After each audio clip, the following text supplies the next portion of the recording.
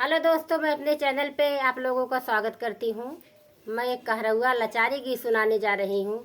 आप लोगों को गाना अच्छा लगे तो लाइक सब्सक्राइब शेयर जरूर करना। कमेंट में बताना यह गाना कैसा लगा। पियवा गए बंगाला उमर मोर 12 बरस के। पियवा गए बंगाला उमर मोर 12 बरस के। 12 बरस के हो 12 बरस के। पियवा गए बंगाला उमर मोर 12 बरस के। पियवा गए बंगाला उमर मोर 12 बरस के। उहमा से भेजै छोहाड़ा उमर मोर 12 बरस के। उहवा से भेजै छोहाड़ा उमर मोर 12 बरस के। फोरी फोरी खाई छोहाड़ा उमर मोर 12 बरस के। फोरी फोरी खाई छोहाड़ा उमर मोर 12 बरस के।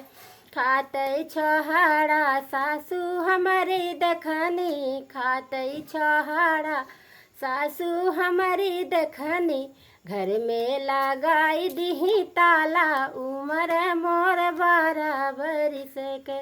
घर में लगाई दीही ताला उमर मोर 12 बरस के। ताला लगावत हम सासू के देखली। ताला लगावत हम सासू के देखली।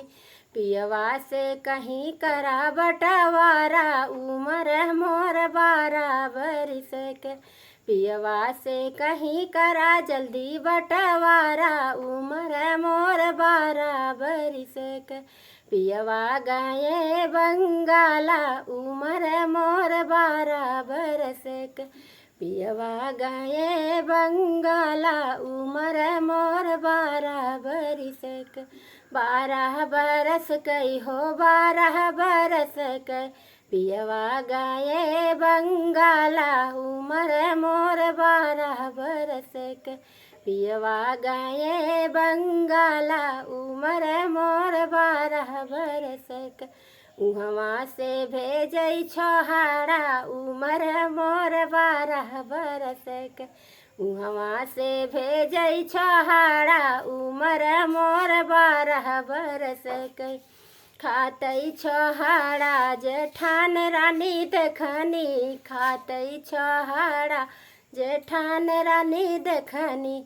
घर में लगाई दीही ताला उमर मोर 12 बरस के।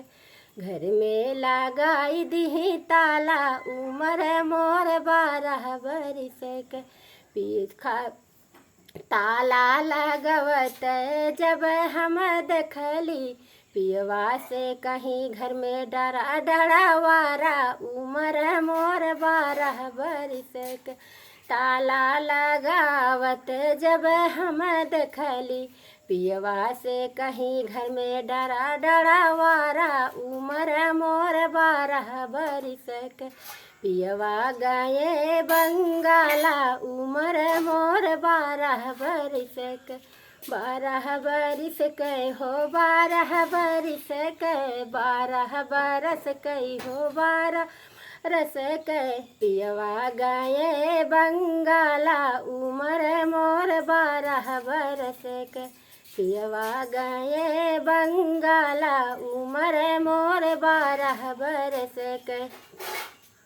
उहवा से भेजै छोहाड़ा उमर मोर 12 बरस के।